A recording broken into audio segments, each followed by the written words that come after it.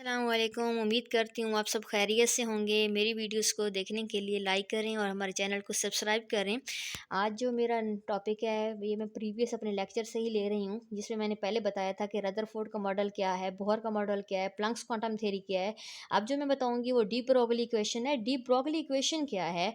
De Broglie equation में कहते हैं कि आपके पास जो पार्टिकल है वो डुअल नेचर रखता है। उसकी डुअल नेचर है, मतलब वो मैटर के तौर पर भी बिहेव करता है, वो वेव की नेचर भी रखता है।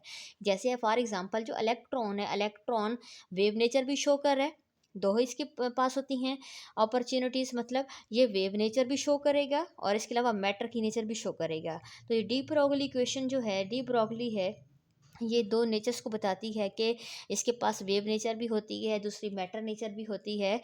तो डी ब्रोगली ने एक इक्वेशन ड्राइव की थी जो थी lambda is equal to H over M we.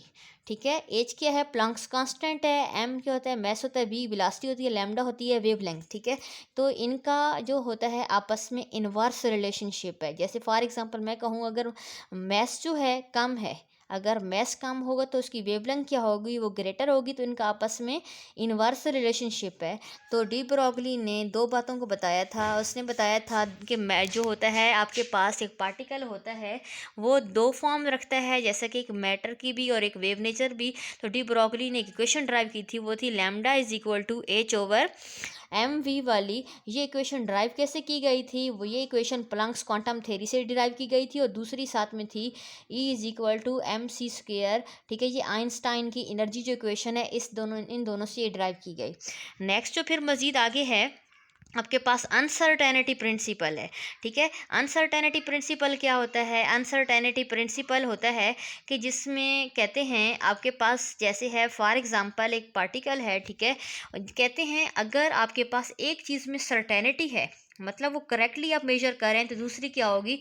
आप करेक्टली मेजर नहीं कर सकते। कहते हैं समल्टेनियसली आप दो ही चीज़ों को करेक्टली मेजर नहीं कर सकते। फॉर एग्जांपल मैं कहती हूँ इलेक्ट्रॉन की मैं मोमेंटम फाइंड कर रही हूँ और साथ में पोजीशन भी फाइंड कर रही हूँ।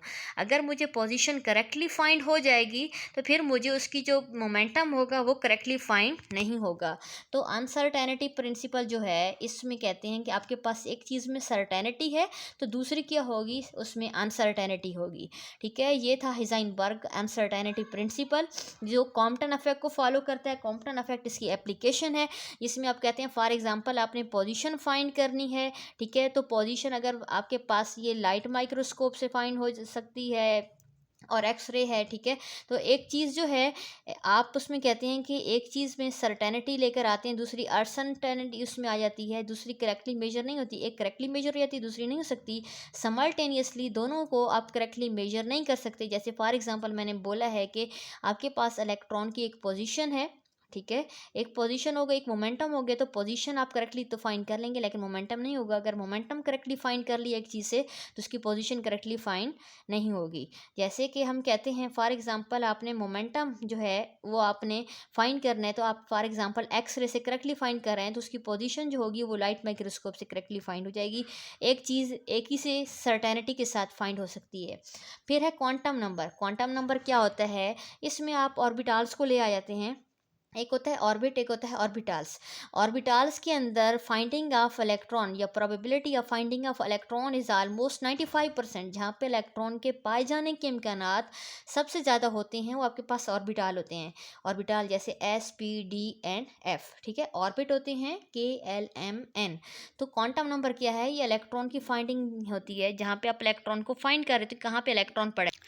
जी, उसमें फिर क्या है कि क्वांटम नंबर जो होता है आपके पास, उसमें आप कहते हैं कि स्पिन आपके पास एक क्वांटम नंबर होता है, फिर एक आपके पास एज़ीमुथल क्वांटम नंबर होता है, एक प्रिंसिपल क्वांटम नंबर होता है। ठीक है, तो जो मैग्नेटिक क्वांटम नंबर है जो सब आपके पास फर्स्ट ऑफ ऑल होता है, एक प्रिंसिपल क्वांटम नंबर होता है। हम कहते हैं कि ये इलेक्ट्रॉन की फाइंडिंग प्लेस ही होती है ना क्वांटम नंबर, जहाँ पे आप कहते हैं जिस तरह फॉर एग्जाम्पल कहते हैं इलेक्ट्रॉन जो है आपके पास एक हाउस है, जिस तरह हम कहते हैं एक कमरा है, सॉरी एक घर है, फिर घर में एक रूम है। ठीक है, फिर रूम में फिर कौन सी जगह, जिस जस्ट लाइक हम कहते हैं बेड, कि कौन से बेड पर इलेक्ट्रॉन पड़ा हुआ है।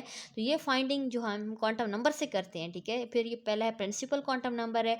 प्रिंसिपल जो क्वांटम नंबर होता है ये आपको KLMN मतलब नंबर ऑफ शेल के बारे में बताता है।